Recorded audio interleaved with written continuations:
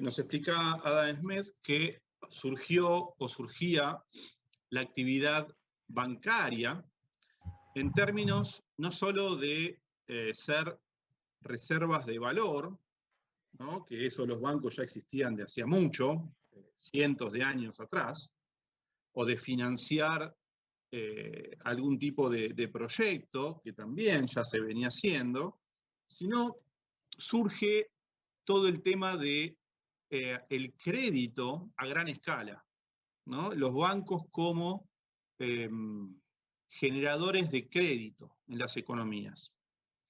Entonces, esto es lo que nos está contando en esta parte.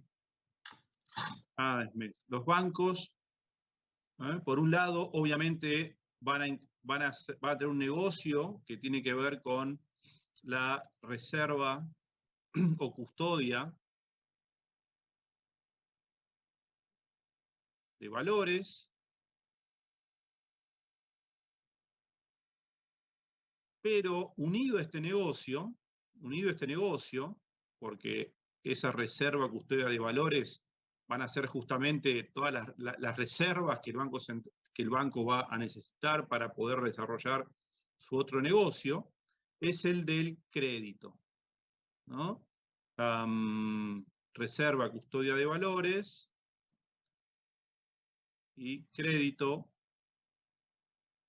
o actividad financiera.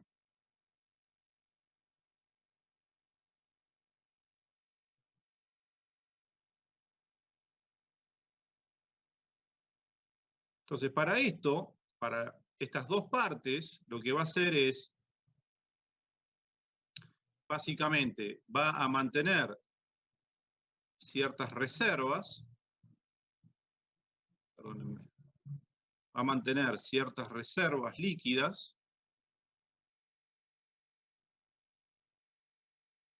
producto de la custodia de los valores, y estas reservas las va a usar, básicamente, para emitir crédito.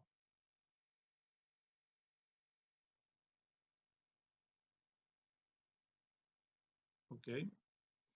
No solamente va a usar estas reservas líquidas, que tiene que ver con la custodia de valores, sino que parte también de la emisión del crédito. ¿De dónde va a venir? ¿Cómo emitía crédito el banco que nos cuenta Adam Smith en esta época en Escocia particularmente, pero todos? Descontando letras comerciales, ¿no? Es decir, mediante el descuento de letras comerciales. Las que llama Bills of Exchange. Ahora después vamos a hablar, hay que entender bien cómo funcionaban estas letras comerciales o Bills of Exchange, letras de cambio, lo llamaríamos, para entender cómo era un mecanismo por el cual se financiaban algunos empresarios o emprendedores. Entonces, tanto usando sus reservas líquidas como descontando letras comerciales, el banco emitía crédito por sobre justamente las reservas líquidas. Las reservas líquidas iban a ser un coeficiente de este crédito, o un porcentaje menor a 1 o al 100% de este crédito que el banco emitía. Entonces, básicamente, esta emisión del crédito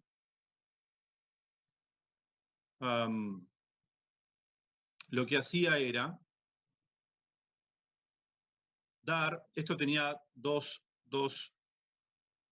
podemos poner dos posibles, esto era papel dinero, y tenía dos posibles fuentes que lo originaban. Uno era justamente el descuento de letras.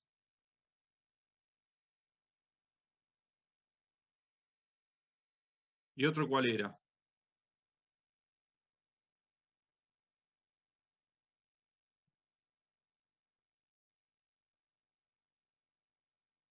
¿Cuál era otro? Es decir, yo iba con una letra y me descontaban y me daban papel dinero. ¿Y qué otra forma había también? Bueno, la apertura de cuentas corrientes, claro, ¿no? Esto, a través de cuentas corrientes que mantenían algunos comerciantes y que estaban destinadas a financiar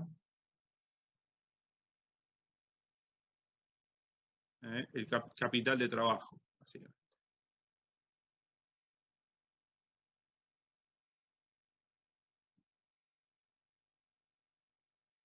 ¿Y eso qué generaba en términos de la economía?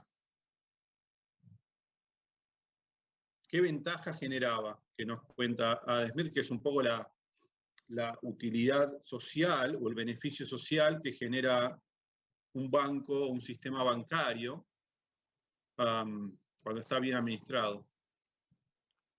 ¿El apalancamiento, profe? Claro, lo que permitía esto era básicamente sustituir parte del capital que tenían que mantener, digamos, inutilizado los comerciantes.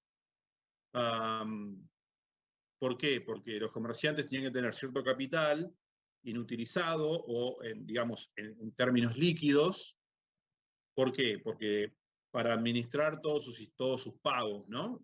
Venían a pedirles, no sé, pagos por diferentes cosas, el comerciante tenía que tener como una caja de donde sacar ese dinero. Ante Entonces, cualquier contingencia, ¿verdad? claro, claro. Entonces, lo que los bancos ofrecían a través de las cuentas corrientes era cumplir ese rol, ofrecer dinero, digamos, siempre que un comerciante lo requería. Entonces, desde el punto de vista del comerciante, podía usar el capital de trabajo que antes era propio y lo tenían utilizado, podía usar el capital del banco a cambio, obviamente, de un pago de interés.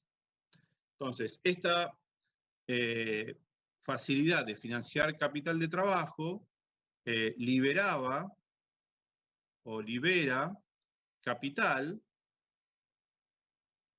para inversión productiva, ¿no? Sabemos que así lo llama Adam Smith.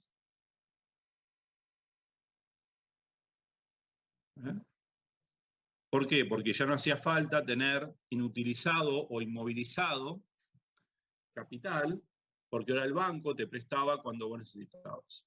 Entonces, desde este punto de vista, aumentaba el capital disponible para los comerciantes, es decir, podían ganar una tasa de retorno por justamente tener capital disponible que antes no tenían, y suponiendo que la tasa de retorno del capital invertido en la actividad comercial es mayor que la tasa de descuento de la cuenta corriente, o la tasa, digamos, de interés que te cobra el banco en la cuenta corriente, entonces ese es el beneficio que obtiene ahora el comerciante y toda la economía, todo el sector productivo, por contar con la posibilidad de las cuentas corrientes, ¿no? Entonces, el sistema financiero, Adam Smith, bueno, acá está bueno.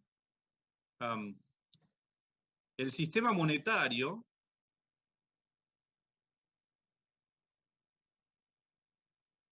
Adam Smith lo llama como una highway, ¿no? No sé si leyeron eso.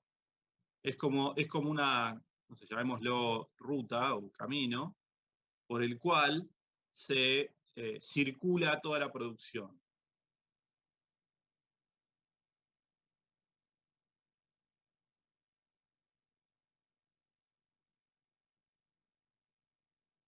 Y el sistema financiero lo va a llamar como algo, él dice como que es, por algún lado estaba acá la cita,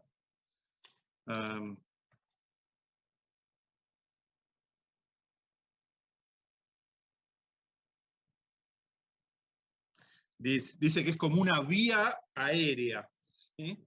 Es como, él dice que es como un wagon way through the air.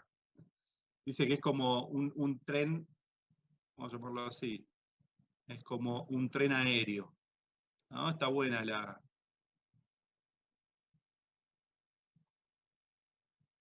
Es decir, básicamente, tener un sistema monetario a vos te permite, es como tener una serie de caminos por donde va a circular la producción, y tener un sistema financiero es como tener, no sé, una superautopista aérea, ¿no? Es decir, es como que acelera mucho más y facilita mucho más la circulación.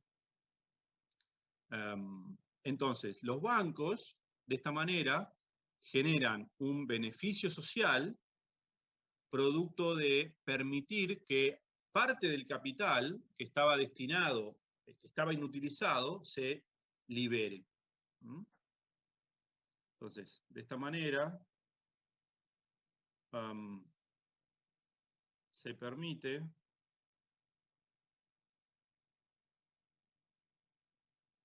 que parte del capital inmovilizado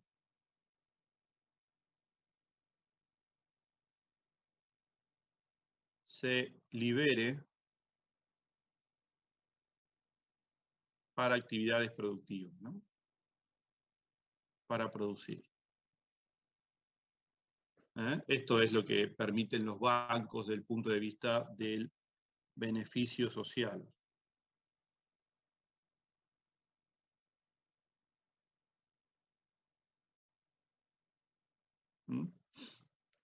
Básicamente esto es lo que ustedes llamaban el apalancamiento.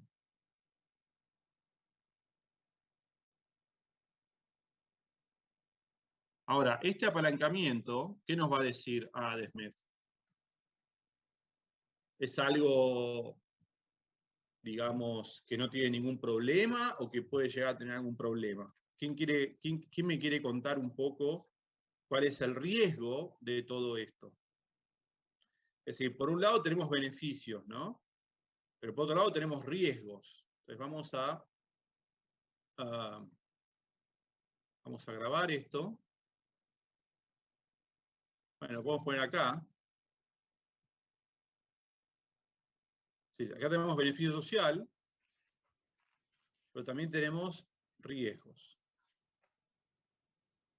El riesgo se vincula con la posibilidad de un exceso de oferta, que hace que Claro. eventualmente el banco tenga que pedir crédito. Porque ahora quiero que me vayas contando, Joaquín, ¿no? Quiero que me vayas contando, perdón. mira, yo voy a ir diciendo, ¿por qué hay un riesgo eventualmente? ¿Por qué les parece que hay un riesgo, primero? ¿Sobre qué descansa todo este sistema? Hay algo que es riesgoso de todo esto, que es básicamente que las reservas que tiene el banco, líquidas, son menores al crédito emitido.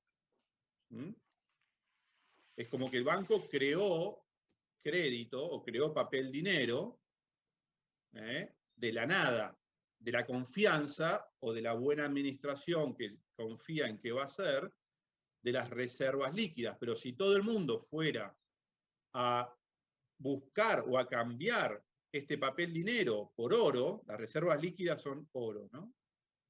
Cuando hablo oro es oro y plata, ¿no? En cambio, papel dinero son, digamos, vales o es convertible, son papel convertible a oro, ¿no? Acá lo que hay que considerar es que todo es un sistema de convertibilidad. Los bancos tienen obligación, acá hay dos tipos de dinero, uno es oro o monedas, digamos, metálicas, y otro es papel dinero que en principio, no en principio, sino que por obligación debería ser convertible a oro on demand, es decir, cuando la gente quiera, va al banco y dice, cambiame este billete de 100 pounds por oro, el oro 100 pounds. ¿Sí? Entonces, ¿cuál es el riesgo? Bueno, justamente el riesgo es que haya un descalce, ¿no? Básicamente. Entonces, ahí sí, Joaquín, contame entonces cómo puede ocurrir este problema de mala administración de la emisión en relación a las reservas. Bueno, según lo que entendí, es que hay un exceso de oferta de dinero generaría que las personas noten que tienen más dinero del que necesitan yendo a los bancos a buscar sus reservas líquidas, ¿no? A ver, Sí, pará, te hago una pregunta. sí, Ojo, porque acá, igual que ahora, no es que el banco ofrece dinero. Ok, hay una oferta, pero lo primero que hay es una demanda de crédito, ¿no? exacto. Es decir, al banco le van a demandar, le van a pedir prestado. El banco puede dar o no Claro, dar, exactamente. pero, ok, entonces, ¿por qué puede ocurrir que, de nuevo, empecemos de ahí? Entonces, suponemos que, no sé, los comerciantes van y le piden dinero al banco, crédito, ¿no? Le piden crédito. El banco lo da. Entonces ahí sí, ¿qué puede pasar? Bueno, suponiendo esto de que en realidad sería más que un exceso de oferta, sería, sí, Pero como, explícamelo en términos sencillos, como lo pensaría un banquero comercial, que no entiende eh, exceso de oferta. ¿Qué está pasando en la ok, actividad comercial del banco, la actividad económica y todo eso? estaría prestando más plata de la que puedo devolver porque hay dinero que, como dijiste, Bueno, está creado ficticiamente. bueno, esperá, no necesariamente. A ver, lo que está pasando es que vienen comerciantes y le piden dinero, le piden crédito al banco, ¿no? El banco, supongamos que se los da, hace un análisis y se los da. Ahora, en la medida, y acá está el punto, porque es interesante entenderlo, que si el banco se excede en dar Claro, créditos, ¿no? Si el banco empieza a darle crédito a todo el mundo que se lo pide y a gran escala, es decir, en vez de darte no sé, un porcentaje del proyecto que vos le pediste, da todo, ¿no? Etcétera. Lo que empieza a suceder es como que ocurre una externalidad, ¿no? Empieza a haber más dinero del que la actividad económica requiere para circular. Eso es lo que dice Adam Smith, ¿no? Empieza a haber más dinero que el uso, o digamos, la circulación normal de la economía requiere, ¿no? Entonces, eso es lo que vos llamás es exceso de oferta de dinero. Pero en términos como cotidianos, en términos comerciales, sería, bueno, la gente no quiere tanto dinero porque le sobra respecto a lo que quiere comprar, ¿no? Entonces, ¿qué empieza a hacer con ese sobrante de dinero? Los comerciantes, básicamente. ¿Qué buscan hacer? y convertirlo de nuevo a líquido, digamos. Convertirlo a oro. ¿Por qué? Acá hay algo importante. Hay un Eh, arbitraje detrás. yo no me quiero confundir, pero está vinculado a que el oro, a diferencia del papel dinero, se puede intercambiar no solamente dentro de un país o una región, sino que también internacionalmente o a través de otros límites geográficos, porque, ¿no? Exacto, exacto. A ver, siempre está la posibilidad, los comerciantes que van a estar observando, van a estar viendo el arbitraje entre lo que les rinde el capital invertido no sé, en Escocia, en Inglaterra, versus lo que podrían obtener si llevaran ese capital afuera, ¿no? Es como un arbitraje. Entonces, si el banco se excedió en dar crédito, entonces empieza a haber una cantidad redundante de dinero que los comerciantes no usan, no necesitan para su actividad cotidiana normal, entonces van a, es decir, no le pueden sacar beneficio, básicamente. Entonces, lo que empiezan a ver, si lo querés pensar en términos más modernos, es exceso de liquidez que genera en la economía local versus la externa. ¿Qué pasa en términos actuales, ¿no? De macro actual? ¿Qué pasa cuando hay, antes de eso, ¿no? ¿Qué pasa cuando hay un exceso de liquidez? Suben los precios domésticos. Bueno, caen las tasas de interés, ¿no? Caen las tasas de interés, ¿o no? ¿Para qué hace justamente política monetaria un banco central en términos de la oferta monetaria? Para controlar un poco la tasa de interés. Entonces, y la tasa de interés refleja las oportunidades de inversión, pensémoslo, ¿no? Simplifiquemos un poco para pensar así. Entonces, lo que está pasando acá, básicamente es que cuando estos bancos generan un exceso de liquidez respecto de lo que la actividad comercial demanda, eso se ve reflejado en una caída de la rentabilidad de las inversiones locales, o de las tasas de interés, versus lo que podrían obtener si invirtieran afuera, ¿no? Entonces, los comerciantes van a querer ir a canjear ese dinero convertible localmente por oro. Y ahí estamos yendo hacia donde queremos. Entonces, este exceso... Sí. Si la emisión de crédito empieza por la demanda, ¿por qué un comerciante pediría crédito que no necesita? Porque vos lo que tenés que pensar es en términos no solamente del comerciante, sino de, justamente, toda la cuestión pasa por entender que el banco es algo así como una organización que no solamente al dar un crédito está afectando a lo que le sucede a un comerciante, sino al resto de la actividad económica. Hay como una externalidad. El crédito que el banco le da a un comerciante, ese comerciante a su vez lo convierte, lo pone a circular, ¿no? Ahora, otros comerciantes toman ese dinero a cuenta de pagos, qué sé yo, y por ahí no necesitan ese dinero. ¿Se entiende? Entonces van a ir al banco a buscar canjearlo por oro. O sea, en realidad el problema radica más en las cuentas corrientes que en los descuentos de las letras. Se genera un problema macroeconómico. A partir de decisiones microeconómicas, se genera un problema macroeconómico. Esto es lo interesante del análisis que hace Adam Smith en esta parte, ¿no?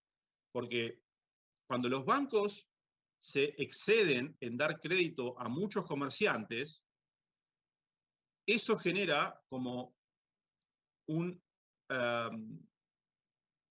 exceso de circulante respecto de la cantidad de bienes que hay. ¿Y por qué? ¿Qué les parece? ¿Por qué? Porque, a ver, si quieren, hay que pensarlo en términos intertemporales esto. El comerciante invierte ese dinero, pero justamente en la producción de ese crédito no está hoy. Es decir, los bienes que teóricamente iba a producir ese crédito, por ahí están dentro de un año. Hoy no hay tantos bienes. Los bienes son los que existen hoy. ¿Okay? Pongámosle un lapso temporal a la producción. Entonces, el banco te financia una inversión que recién va a aumentar la cantidad de bienes dentro de un año. Pero vos pones hoy a circular este papel dinero. Entonces, hoy se genera un desbalance entre lo que la actividad económica, en términos de la cantidad de bienes que hay hoy, requiere para circular, versus este nuevo aumento del dinero que el banco está dando. Es muy sutil. ¿Qué quiero decir con esto? Si ocurre respecto de un solo comerciante o algunos pocos, no pasa nada. Pero si esto se empieza a generar en términos de un mal manejo del crédito a gran escala, entonces va a haber un gran exceso de liquidez que va a generar que no haya tantos bienes, digamos, para comprar con esa gran cantidad de papel, dinero que se crea, y entonces ahí gran parte de ese papel, o el sobrante, va a decir Adam Smith, va a ir a buscar oro. En realidad el modelo de Smith es más concreto, más aún, digamos, más explícito. Él dice, a ver si alguien lo captó eso, él dice que el dinero que se crea solamente para que no sobre debe ir a reemplazar el capital de trabajo de los comerciantes, no a financiar proyectos, digamos, de largo plazo. ¿Se entiende? Acá hay una cuestión muy interesante desde el punto de vista de las finanzas, si quieren. Digamos, el dinero que crean los bancos, o el crédito que crean los bancos, debe ir a reemplazar solamente el capital de trabajo que estaba inutilizado por los comerciantes. De esta manera no sobraría el crédito. ¿Se entiende? ¿Alguien se acuerda de haber leído eso?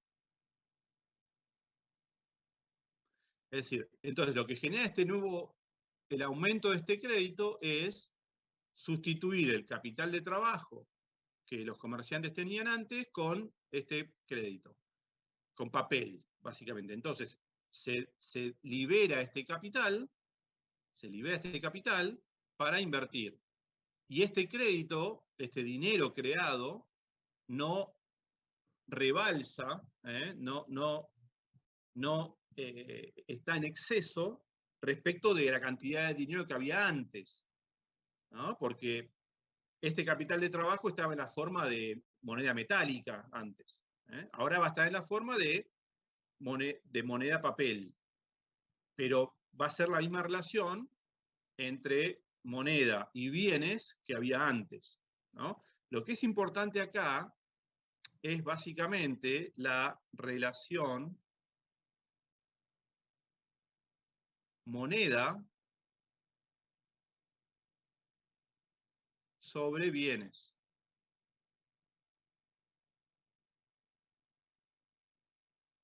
¿Está bien? Esto es importante. Y esto tiene una relación de equilibrio, dice Adam Smith, en términos de el dinero que hace falta que exista para circular estos bienes. Si el crédito que se crea exactamente o aproximadamente reemplaza las monedas o el oro que estaba destinado a capital de trabajo, entonces acá hay una sustitución de papel dinero por moneda de oro que no altera este coeficiente, este ratio. Entonces, este capital se puede destinar a ampliar, o sea, ser usado para el comercio internacional, para producir, digamos, nuevos bienes, etc. Pero es muy claro Adam Smith cuando dice que los bancos, la actividad prudente del banquero, solo debería financiar capital de trabajo.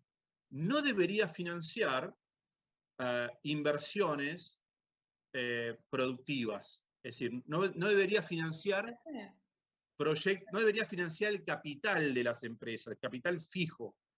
¿Qué debería financiar el capital fijo? Eso lo dice.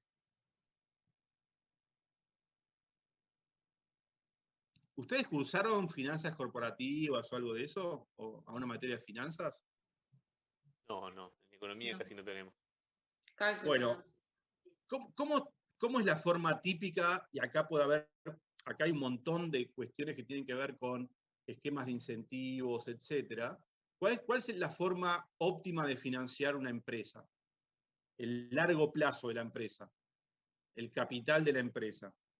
El mismo crecimiento de la actividad económica. Pero ¿cómo se financia eso cuando se crea una empresa? ¿Vendiendo acciones, profe? ¿Cómo? ¿Vendiendo acciones? Claro, es el capital accionario. ¿Cuál es el riesgo de financiar una empresa todo con deuda? ¿Qué les parece? Y si hay un problema en el medio, quiebra la empresa directamente. ¿Cómo? ¿Perdón? Digo, si llega a haber un problema en el medio, o sea, si no salen las cosas como planeaste, quebrás de un día para otro prácticamente.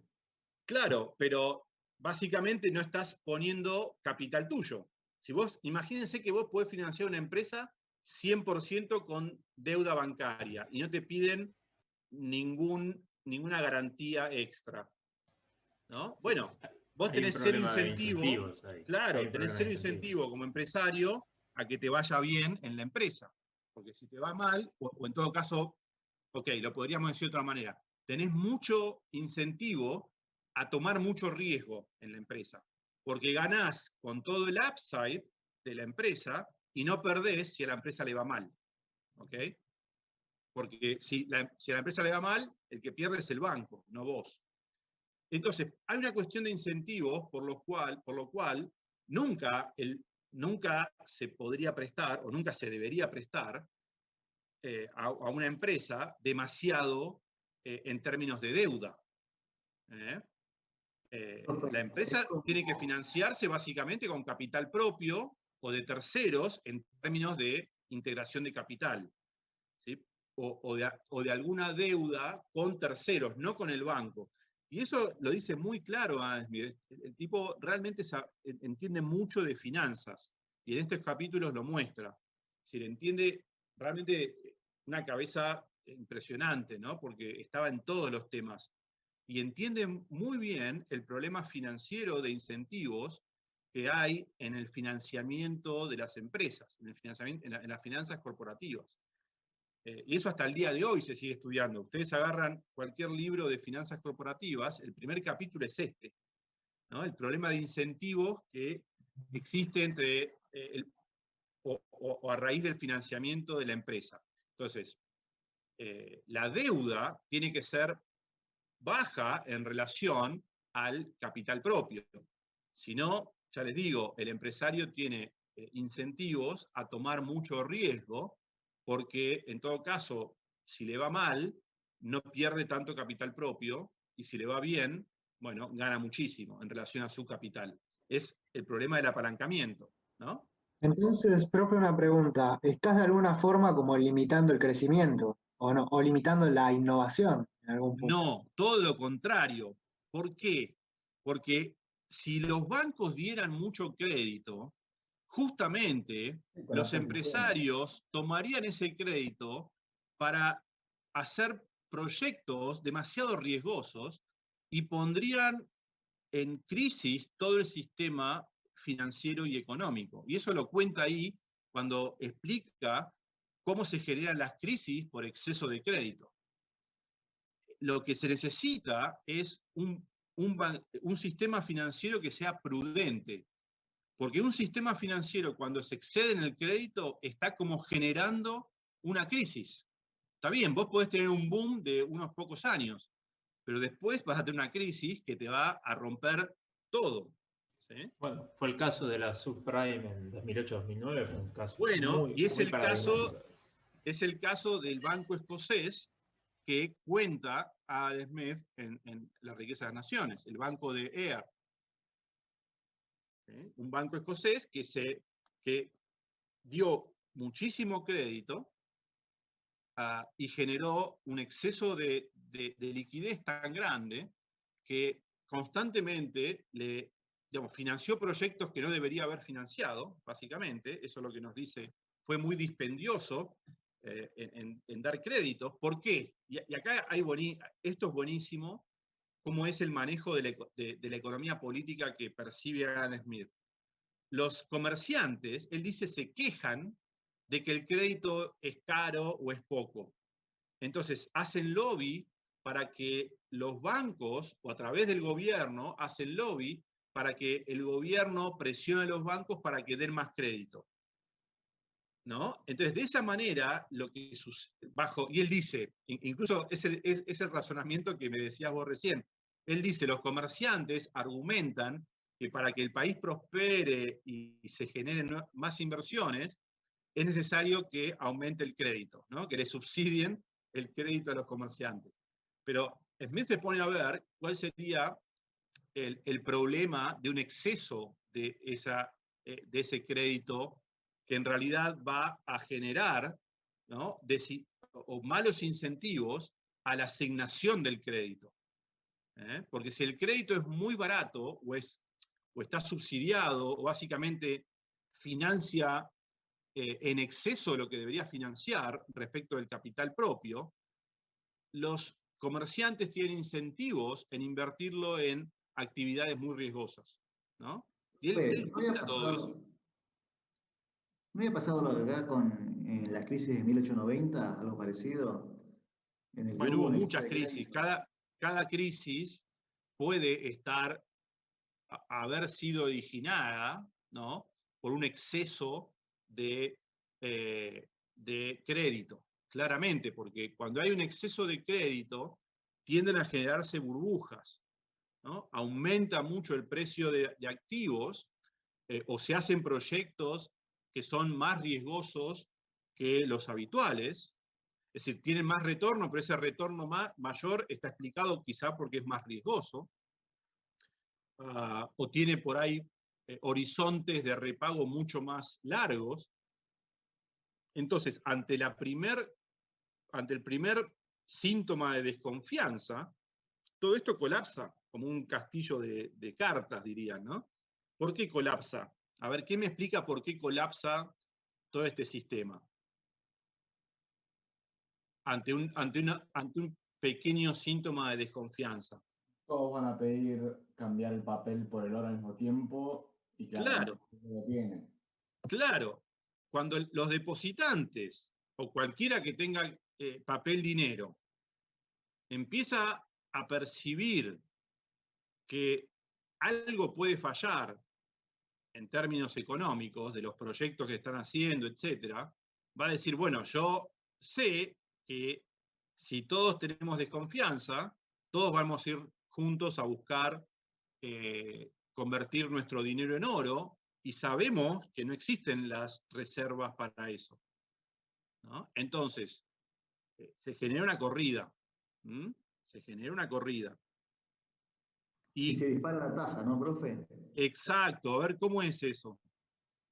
Sube el premio al oro. ¿Por qué? En principio, esta corrida, ¿qué haría el banco para no quebrar? ¿Qué tiene que hacer el banco si tiene una corrida para no quebrar? Pedir crédito. Claro, tiene que ir a pedir crédito, tiene que ir a otro banco, ¿no? A darle algo, a darle un pagaré o algo para que este otro banco le dé el oro que está necesitando. ¿Está bien? Es decir, se tienen que endeudar con otro banco. Esto claramente no es gratis. ¿Qué, en términos bancarios o financieros, qué está pasando acá? Aumenta el costo de financiamiento del banco. ¿Y el banco? ¿Cuál es el negocio del banco? ¿Qué les parece? Prestar. El interés. Pero ¿por qué gana plata el banco? Porque tiene una tasa de interés activa más alta que la pasiva. Exacto, exacto. Está prestando a todos estos comerciantes a una tasa, pongámosle, del 6%, o 5%, que era la tasa de interés legal. Y se está financiando eventualmente a 3%, pónganle, en situación normal. Ahora, si se excedió en el crédito que dio y empieza a reflugir, o no sé cómo se dice, el papel dinero al banco para cambiar por oro, este banco va a tener que salir a endeudarse con otro banco que le va a prestar oro, pero a una tasa de interés. Si antes la tasa de interés era 3, Bueno, cuanto más haga esta actividad este banco, va a empezar a aumentar la tasa de interés que van a cobrar. Si llega a ser 5 o más, ya este banco no gana dinero y empieza a tener pérdida, ¿no? Sí, después de eso terminan no pagando las deudas, que fue, por ejemplo, con lo que pinchó toda la crisis del 2008. Bueno, la crisis de 2008 todavía fue más difícil de entender. Esto es un esquema muy sencillo. Pero Sí, bueno, había todo un esquema de préstamos y de otras burbujas atrás, pero o sea, a fin de cuentas también lo que pasa es que nadie paga las deudas. claro, pero yo no sé si ustedes saben que en el sistema financiero, justamente, cuando uno tiene una deuda, ¿no? Existe lo que se llama el margin call. ¿Saben lo que es esto? ¿Vieron que hay una película que se llama Margin Call? Bueno, mírenla, está buena. Margin Call es la traducción, no me acuerdo, pero bueno, el llamado de margen, creo que se traduce así, es cuando vos tenés una deuda que está garantizada por un activo, suponete que este banco está poniendo parte de sus activos como garantía del oro que este otro banco le está dando. Y ponerle que los activos de este banco sean parte de los préstamos que dio, las letras de descuento perdón, las letras de cambio que descontó, todo está en el activo del banco, que lo pone como colateral, de esta deuda, ¿no? Nadie le va a dar algo a cambio de nada, le van a pedir un colateral, una garantía.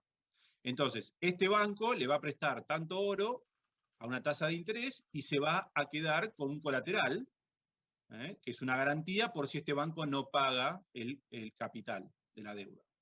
Ahora, el valor de este activo que está como garantía de la deuda, si va cayendo, el banco prestamista le va a ir pidiendo al banco deudor que integre más capital para mantener el ratio entre la deuda que tomó y el activo que la garantiza constante.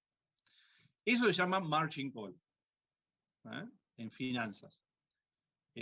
Sucede mucho en préstamos, en operaciones con futuros, con derivados, etc. Cuando uno se está endeudando con un banco o bueno, una clearing house, una contraparte que te presta dinero para operar, básicamente, ¿sí?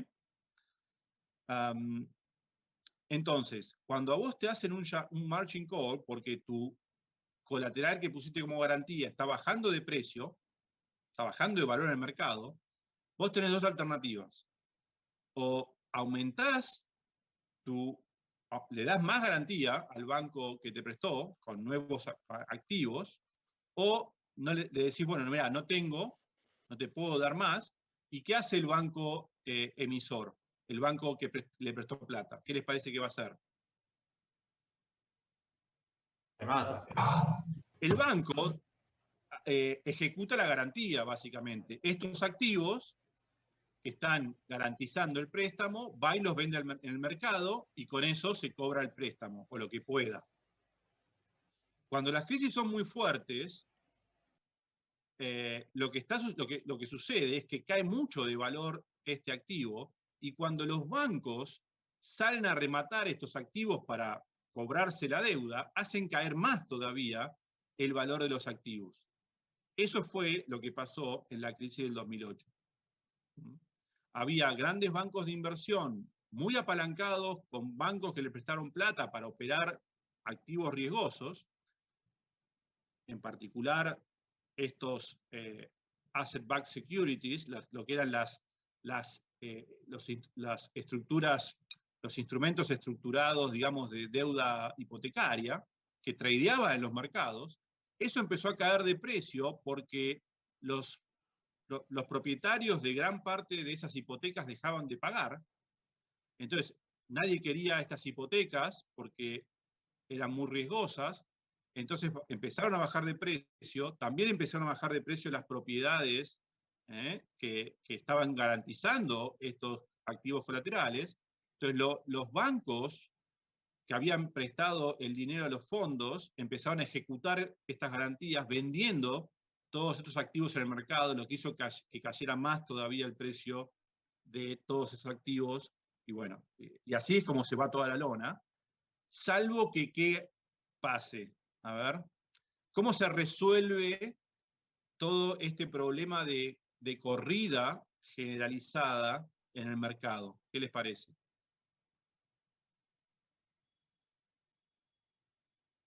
Y a través de los rescates. ¿Escucharon hablar del quantitative easing?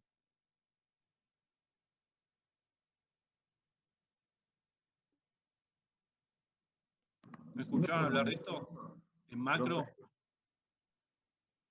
Sí. Es más, me parece haberlo escuchado en la película esta de la crisis del 2008. Pero no. Claro, hay dos películas de la crisis del 2008. Una se llama Margin Call y otra es The Big Short. Sí, bueno, de Big Short. Sí. Bueno, quantitative easing fue la política que usó la Fed como, digamos, prestamista de última instancia, rescatando, comprando, poniéndose del otro lado del mercado y comprando todos estos instrumentos que los bancos tenían que vender para cobrarse las garantías. De esa manera, emitió dinero, compró muchísima cantidad de activos, primero dejó caer a Lehman Brothers, pero después, como se dio cuenta que eso generaba una cascada, ¿no? Salió a comprar, porque ¿cuál es el problema? Cuando estos bancos venden cantidad enorme de activos, no hay nadie del otro lado que los compre, porque es tan grande la oferta que no hay demanda suficiente para comprar eso en tan poco tiempo. Entonces los precios colapsan. Y por ahí colapsaron precios que por ahí, no, digamos, a entender de la Fed, no tenían por qué colapsar. Entonces la Fed salió a comprar todos estos activos, hizo una política de hoja de balance, aumentó la hoja de balance, aumentó pasivos y activos en su hoja de balance a cambio de dinero. Es decir, el activo aumentó porque compró todos estos activos que vendían los bancos y en su pasivo aumentó porque aumentó la cantidad de dinero que emitió. Pero de esa manera evitó que esto siguiera colapsando.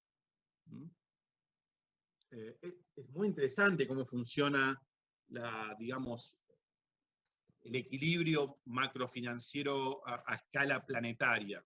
Muy interesante. Pero se entiende más o menos lo que... Y esto nos está contando Adam Smith. ¿Y cuál les parece que empezó a ser la Fed del momento de Adam Smith? ¿El Banco de Inglaterra? El Banco de Inglaterra, ¿no? El Banco de Inglaterra, todo un capítulo aparte podríamos hablar del Banco de Inglaterra. ¿Alguien me cuenta por qué, cómo se creó el Banco de Inglaterra? Es muy anecdótica esa historia. ¿Saben? ¿Leyeron la parte donde cuenta? Bueno, en realidad no está tan contado acá, tendrían que haber hecho un poco de research, pero ¿saben cómo se crea el Banco de Inglaterra? ¿Alguien me lo quiere contar?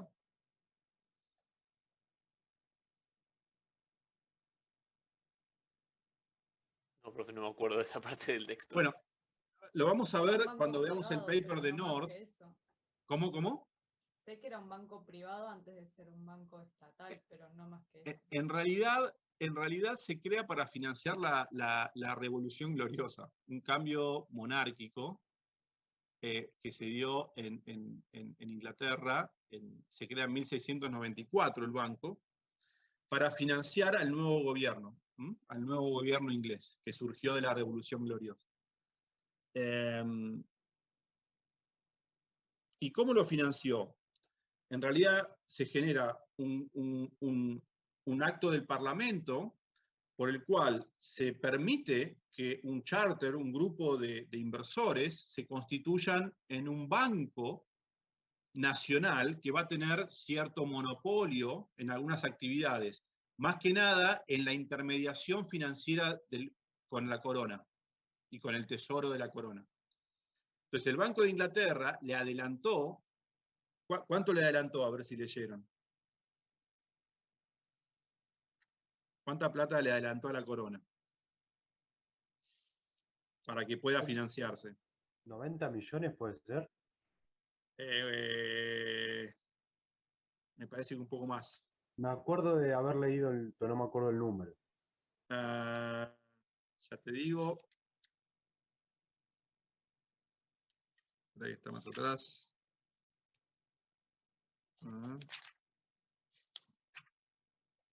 Creo que fue 1.200.000 de libras. No, 96. No, bueno, perdón.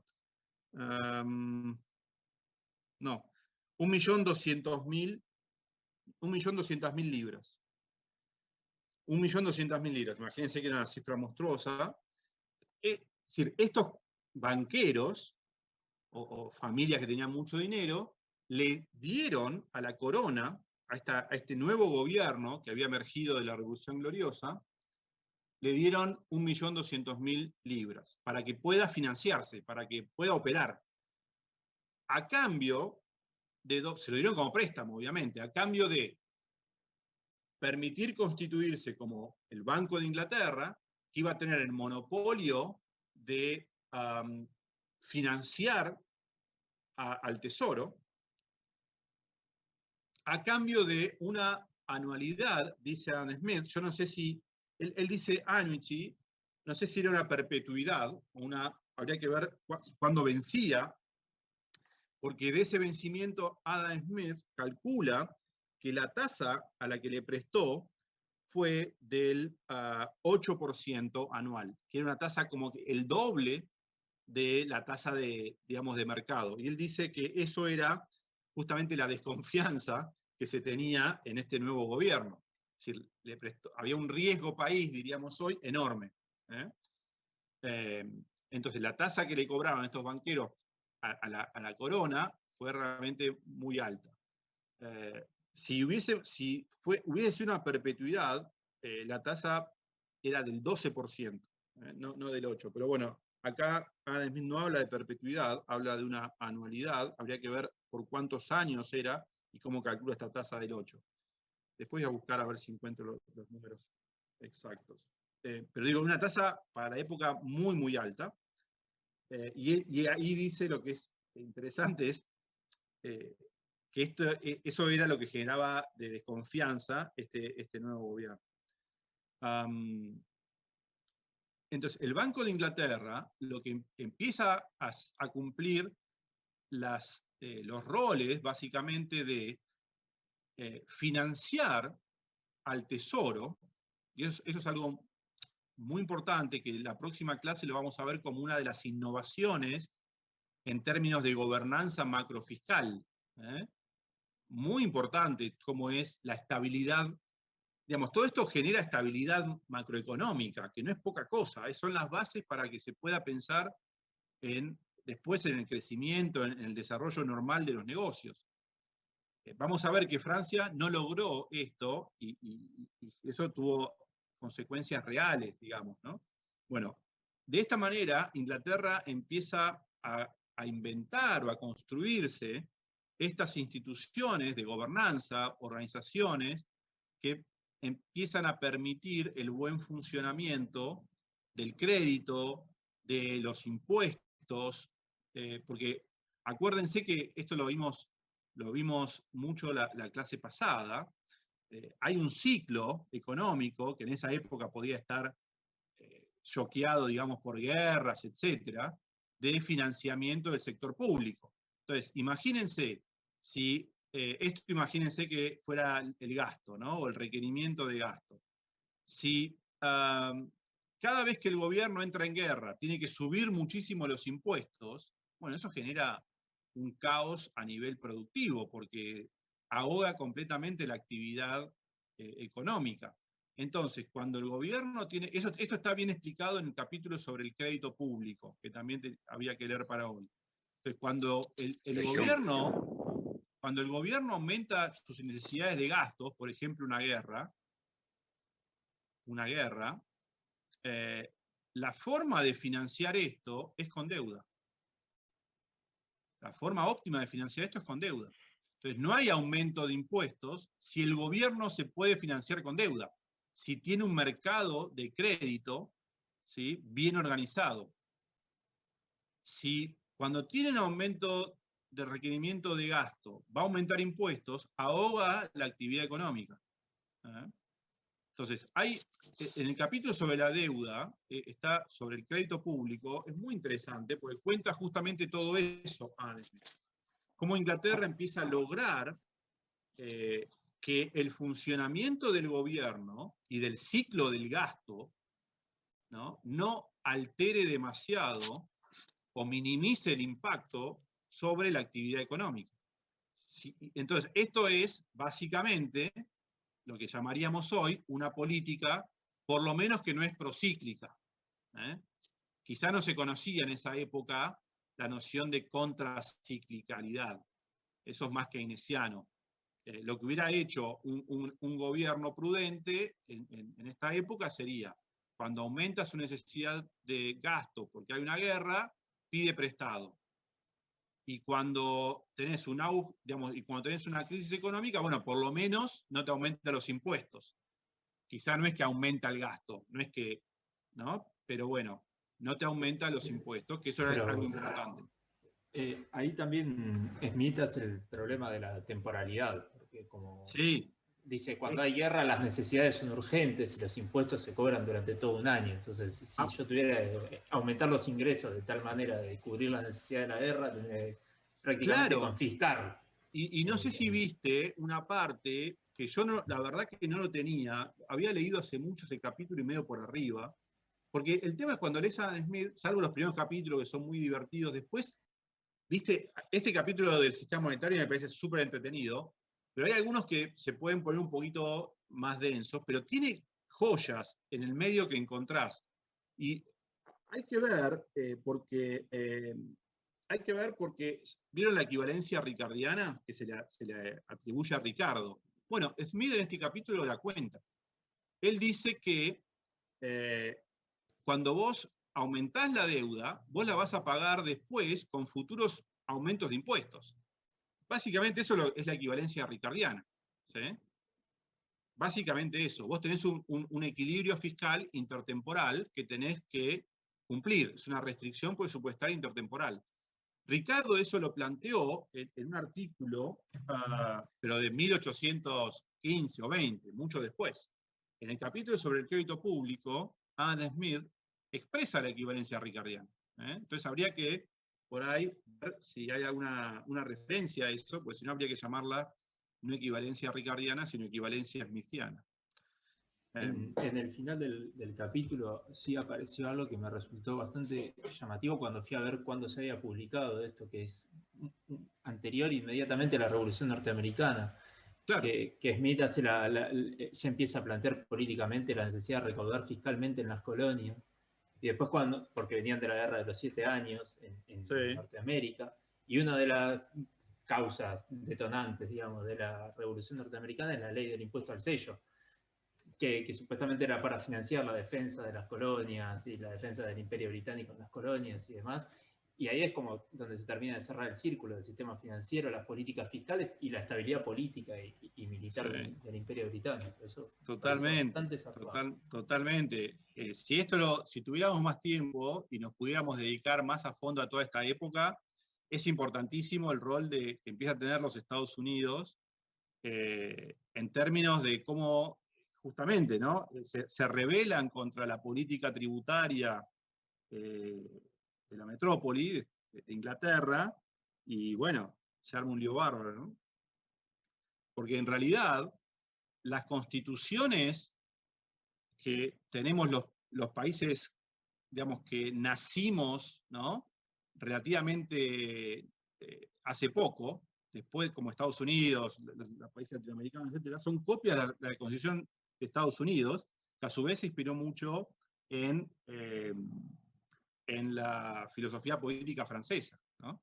La constitución es decir, el sistema constitucional de Inglaterra es mucho menos traumático, se va dando, es decir, tiene hitos traumáticos, pero digamos, es más es más, se va dando a lo largo de muchos siglos, si quieren, ¿no? La Carta Magna, el Parlamento, los límites a la corona, ocurren en 3, 4 siglos, ¿no? Más o menos, estoy pensando, a ver, tendría que ver bien la fecha, pero digo, en Estados Unidos fue, digamos, pocos años, ¿no? Y acá, lo mismo acá. Es decir, hubo como una revolución mucho más abrupta. Bueno, Francia lo mismo, bueno, pero no, cosas súper interesantes, ¿no? Es decir, por eso, todo el tema de la gobernanza de los mecanismos fiscales y monetarios son importantísimos para la estabilidad de la economía. Y como bien decías vos, si vos tenés problemas macrofiscales, lo más probable es que pongas en riesgo por mecanismos no solamente económicos, de incentivos a no invertir, etcétera, sino por mecanismos de economía política. Es decir, los que te pagan impuestos, si vos te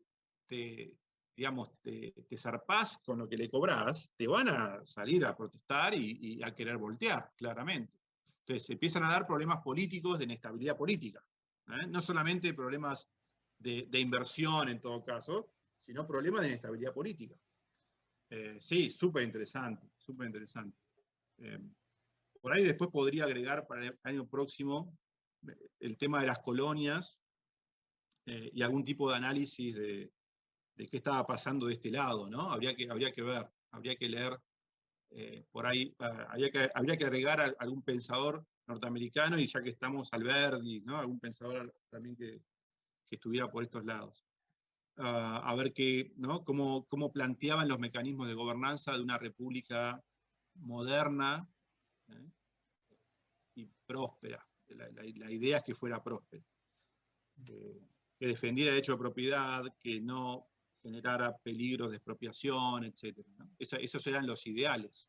Bueno, eso queda como súper claro. La estabilidad, como que Smith pone muy arriba de la mesa que para que funcione la economía tiene que haber un sistema de gobernanza y jurídico que garantice los derechos de propiedad, y además tiene que haber estabilidad porque la guerra termina matando la economía al final. Totalmente. Un desmanejo fiscal termina generando problemas de confianza, de credibilidad, y digamos, se colapsa todo. Pues ese es el approach que yo le quiero dar a esta materia, empezar a pensar, digamos, lo fundamental, ¿no? De la teoría económica. Que lo fundamental de la teoría económica es cómo vos favorecés las transacciones. ¿Qué tipo de gobernanza, qué tipo de instituciones a vos te promueven las transacciones entre los particulares? Hacer negocios, básicamente, intercambiar, producir, invertir. Si vos no tenés eso, ¿para qué pensar en otras cosas, digamos? ¿No? Te falla básicamente la confianza en la economía, y la gente va, como decía Hume o Smith, te va a enterrar el capital. Digo, no va a tener nada que cobrar de impuestos, nada, todo colapsa. Así que ese es el approach que yo le estoy dando estos años a esta materia. Por eso quiero digamos, focalizarme mucho en este tipo de literatura. Me parece que es fundamental. Así que bueno, hagamos una cosa. Me parece que hay algo más para comentar, para preguntar. Aprovechemos si quieren 10 minutos para hacer preguntas o comentarios o cosas que yo me... hay una parte que es excelente, que bueno, no me va a dar el tiempo ya para hablar, pero es cómo los comerciantes, cuando los bancos le negaban crédito, ¿qué mecanismo hacían? ¿Qué me cuenta un poco de eso? ¿Qué mecanismo habían inventado para poder obtener dinero de los bancos de forma, digamos, artificiosa? Algo de los rebotes era, si no me equivoco, que lo explica para las personas que no tienen idea de eso, lo desarrolla bastante, pero no me acuerdo cómo era. ¿Alguien lo leyó y lo quiera explicar un poco? Era el redescuento mutuo de letras de cambio. ¿No? ¿Y alguien leyó? ¿Alguien quiere explicar en 5 minutos cómo funcionaba eso? Lo que yo entendí es que un comerciante emitía una letra un papel para otro comerciante y ese comerciante iba al banco y cobraba desde la cuenta corriente del banco y así como que se generaba un círculo de que ese comerciante tenía el efectivo y se lo podía dar. O por ahí entendí cualquier cosa. No, va por ahí, pero hay que explicarlo bien técnico esto, porque es muy interesante. ¿Alguien leyó qué era una letra de cambio, cuáles eran las partes involucradas, etcétera, o no? ¿Leyeron eso? Pues de esa manera se entiende bien. Digo, una letra de cambio, ¿cómo funciona? Vamos a explicar 2 minutos esto. Hay 3 actores.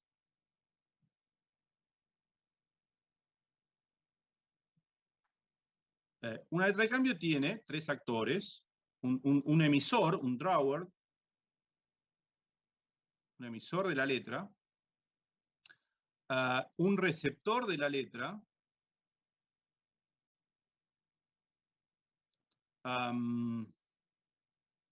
y un pagador.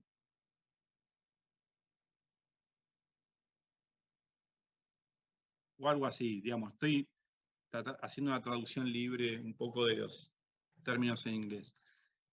Entonces, esto es así. El que va a pagar la letra, es decir, el emisor de la letra tiene un activo comercialmente con el pagador.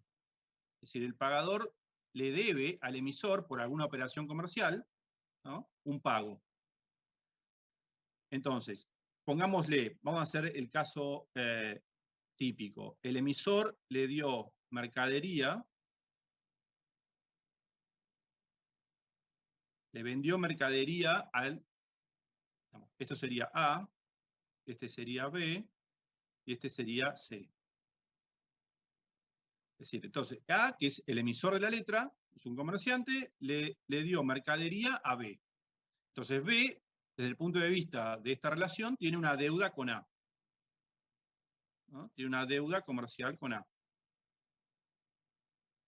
Una letra de cambio, en términos, si quieren, técnicos modernos, es una forma de hacer líquida esta deuda. ¿Sí? Hacer líquida esta deuda. ¿Qué quiere decir eso? Esta deuda, vendérsela a otra persona. ¿Mm? Entonces, esta persona A emite una letra a otra persona, C, que es el receptor de la letra, en donde esta deuda que B le debe a A, B se la va a pagar a C. Es decir, esta deuda es como que la transfiere a través de esta letra, B, en lugar de pagársela a A, se la va a pagar a C. Así funcionaba una letra de cambio. ¿Se entiende? Yo ahí tengo una consulta rápida, Sí, porque no me termina de quedar claro lo siguiente. Si esa deuda ya estaba documentada y era un pagaré del pagador al emisor, sí. y en base a eso se confeccionaba otro documento que tenía el pagaré como garantía, o era el mismo pagaré que llevaba el emisor al banco contra dinero. Sí, lo endorsabas, pero no se llamaba pagaré, era justamente la letra de cambio. Sí, letra de cambio, pero exactamente, por eso no entendía si eran 2 documentos distintos o uno mismo endosado. No. Era una práctica recontra usual que había surgido muchísimo tiempo atrás. Y era una práctica establecida ya de la operatoria comercial a nivel global. Había toda una legislación de cómo debían operar las letras de cambio. Y era justamente esto, para poder esta deuda transferírsela a otra parte. Y es más, esto podía ser una cadena a su vez. Este receptor, a su vez, se la podía pasar en calidad de emisor a una tercera parte D. Esta parte D se la podía pasar a otra parte E. Todos contra el mismo pagador, ¿ok? Y ahora, la legalidad de esto era muy estricta en el sentido de si el pagador iba a reclamar el receptor final, ¿no? Si el receptor final iba a reclamar al pagador esta deuda y el pagador no se lo daba, entonces este pagador se le declaraba la bancarrota y el pasivo pasaba al último que le emitió, a D.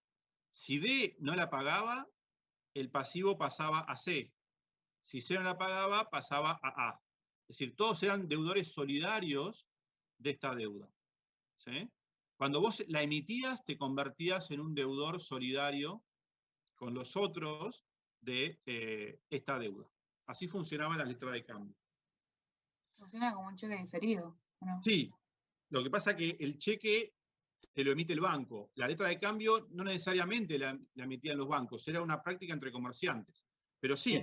¿Qué estaba notariado? ¿Estaba con escribano? ¿Quién garantizaba la legalidad de la letra de cambio? No, tenía un respaldo legal detrás, claramente. La firma de cada uno valía como resguardo legal. Había un tercero involucrado, como en una firma de contrato que puede haber un escribano que certifica que las dos partes son auténticas. Bueno, no estoy en el detalle de la operatoria, cómo era en esa época, pero probablemente habría un notario, probablemente. Claro. Sí, se juntaban los dos en la casa de un notario, el notario certificaba quién era A y le decía, bueno, sí, este es A y la firma es C. Qué sé yo, pienso, no sé. Profe, acá hago un ejemplo muy famoso, que es el crédito que tomó Rivadavia, ¿no? Que creo que era contra comerciantes ingleses acá. Sí. Así viene historia. Sí, seguro, era la forma de, no sé si habrá sido como una letra de cambio, pero sí como un documento de deuda. Sí. Las letras de cambio se usaban desde la Edad Media o antes incluso. Pero se usaban principalmente entre comerciantes. La evolución de esto resultó en el cheque. Si ustedes se fijan, la evolución de la letra de cambio, en los libros por ahí de derecho comercial, es muy interesante toda la historia del... Digamos, yo tendía siempre como al derecho de ser el derecho, qué sé yo, pero si uno lo piensa como todo el sistema de gobernanza de transacciones, básicamente el derecho patrimonial, el derecho comercial, es algo que viene de hace siglos, ¿no? Miles de años incluso, de estar refinando, ¿no? este tipo de prácticas, que en última instancia son las que generan confianza en las transacciones que hacemos todos los días en la economía.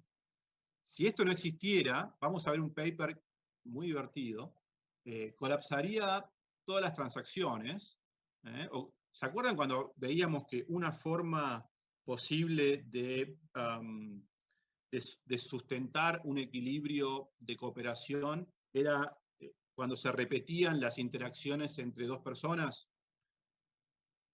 Entonces, esos mecanismos reputacionales, cuando hay esas interacciones repetidas, funcionan, pero son supuestos muy fuertes. Tenemos que ser las mismas personas que nos conocemos ya porque repetimos, ¿no?, lo que hacemos durante mucho tiempo.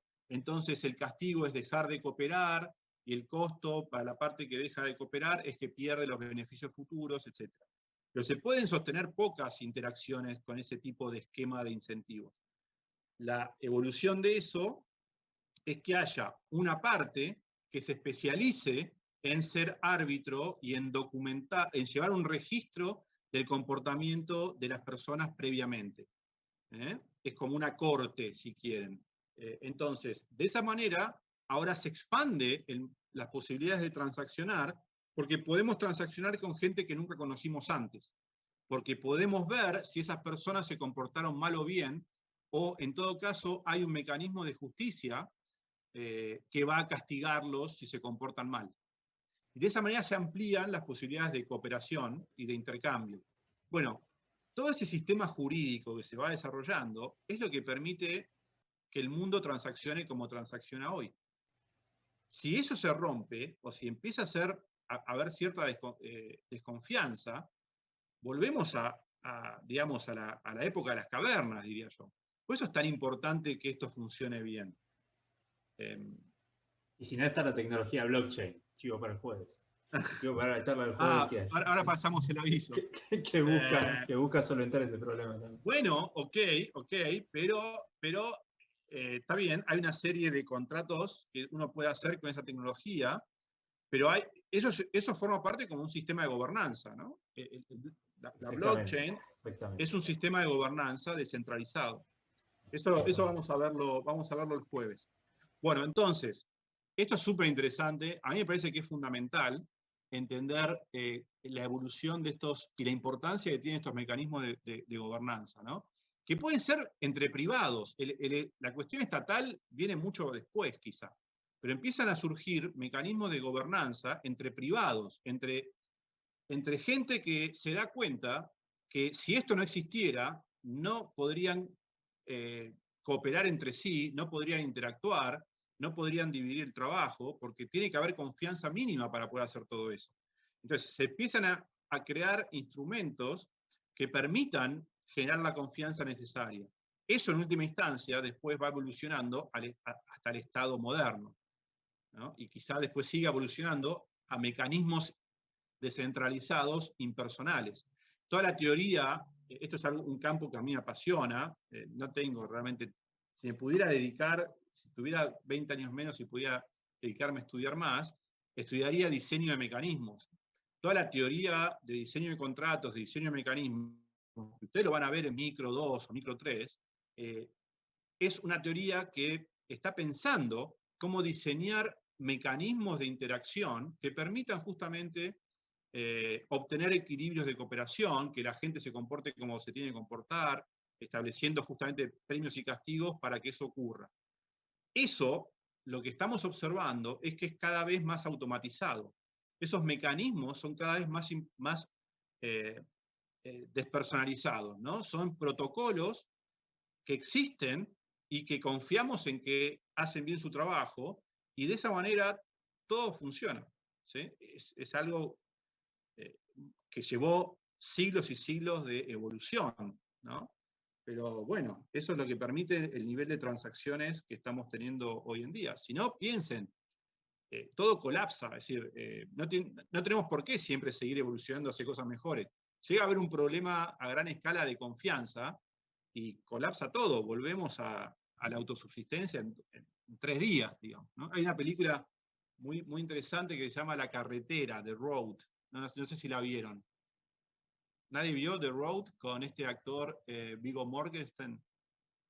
Mírenla, está muy, muy buena.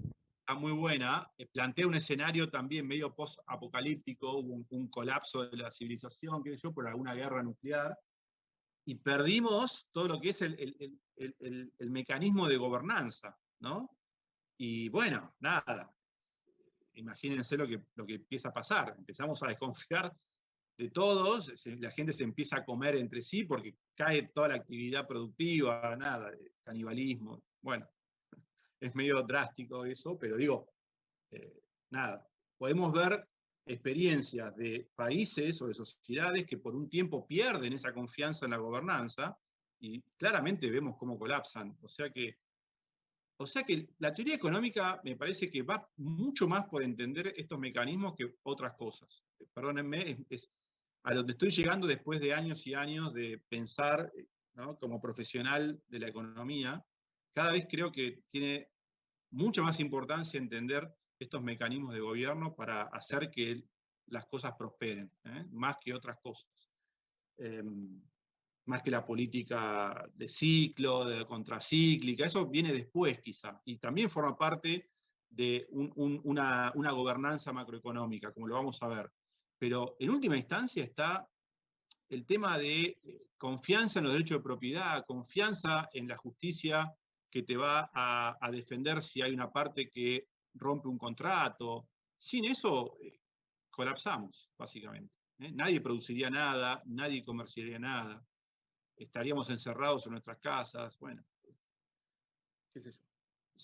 Son formas de ver, pero esta es la mía en este momento. Creo que es muy importante. Así que es lo que les transmito en estas clases de historia, pero que es una visión de la historia, ¿no?, con perspectivas de entender el presente también. Chicos, entonces, dos mensajes. Primero, jueves a las 5, ahora les voy a pasar, voy a hacer un Google Meeting o algo. Nos vamos a ver a las 4 o a las 5. ¿A qué hora era? A las 5, a las 5. A las 5, de 5 a 6. De 5 a 6, pues yo después tengo que dar otra clase a las 7, así que no va a durar más que 1 hora, 50 minutos. va a haber una charla, un poco con disparadores, pero va a ser más que nada, la idea es que podamos preguntar y contar así tipo coloquialmente algunas cosas vinculadas al mundo de las finanzas descentralizadas, estos mecanismos y protocolos de dinero y de intercambios, digamos, en blockchain, etc. Eso lo vamos a ver el jueves a las 5. Y el viernes vamos a ver el primer paper que yo les comentaba de North y Weingast, que se llama Constitutions and Commitment. Constituciones y la traducción de commitment es algo así como... Compromiso, profe. ¿Cómo? Compromisos. Compromiso, exacto. La Constitución en términos de que es un compromiso del gobierno a básicamente no extrapolar ciertos límites, ¿no? El gobierno claramente siempre tiene, si lo dejás, la tentación de ir por más, ¿no? De centralizar todo el poder, de ser absoluto. Entonces, eso puede ser en el corto plazo muy beneficioso para un gobernante, pero en el largo plazo puede terminar destrozando toda la economía e incluso al propio gobernante. Entonces, vamos a ver cómo las constituciones empiezan a surgir para justamente generar un mecanismo de gobernanza que permitan ¿no? tanto la prosperidad del sector privado como la estabilidad del gobierno. Entonces, vamos a ver el paper este de North y Weingast. Fíjense que es un paper del 89, pero el análisis, North, premio Nobel de Economía, historiador de la economía, el análisis es todo del siglo XVII de Inglaterra. Así que toda la época que estamos viendo, un poco que acabamos de ver de la pluma de Adam Smith, ahora vamos a ver del análisis de North y Weingast. Eso está Entonces, subido al sitio. eso está subido, fíjense, si no se los voy a mandar también por el grupo y chequeo a ver si está subido, pero como lo vimos el año pasado debería estar subido. Es un paper del 89 de North y Weingast, Constitutions and Commitment. Si quieren nos podemos fijar ahora. Aprovecho para hacer una consulta respecto al parcial que se viene ahora dentro de un par de semanas, si tiene alguna novedad sobre... No me contestaron nada de la UBA, no sé, ¿ustedes saben algo? ¿Se van a hacer los parciales? Confirmaron que son virtuales ya la semana pasada. Bueno, entonces podemos poner después bien el día. Bueno, pongámoslo el último día de abril. ¿Qué será? No sé si es martes o viernes, a ver, ya pongámoslo. Viernes 30. Viernes 30, ¿ok? Viernes 30 hacemos. Va a ser un choice seguramente, ¿ok? Esto, ¿cómo era? Buenísimo, profe. Sí, está bien subido. ¿Está subido el paper? Sí, figura. Listo, entonces no lo busco. Bueno, perfecto. Entonces, eso, digamos, es lo que vamos a ver. Léanlo, traten de leerlo. La verdad que es súper interesante, y lo discutimos así como hicimos hoy. Me gusta que interactúen, quiero que hagan comentarios, incluso de temas vinculados por ahí que yo no toco. Si ustedes saben del tema, lo han estudiado en otras materias, me gustan esos comentarios, hacen más llevadera la clase. Entonces nos vemos el viernes, en principio a las 7, para analizar este paper. ¿Estamos? Y bueno, y nos vemos antes el jueves con los interesados, no es obligatorio. No lo tomen como una clase, pues no va a ser una clase. Les voy a pasar el link, entonces, para los interesados. Y es más, si quieren sumar gente para distribuir el link entre amigos que quieran estar, no hay ningún problema, va a ser totalmente abierto y sin restricciones. Así que si lo quieren distribuir, si conocen a alguien que les interese, bienvenido.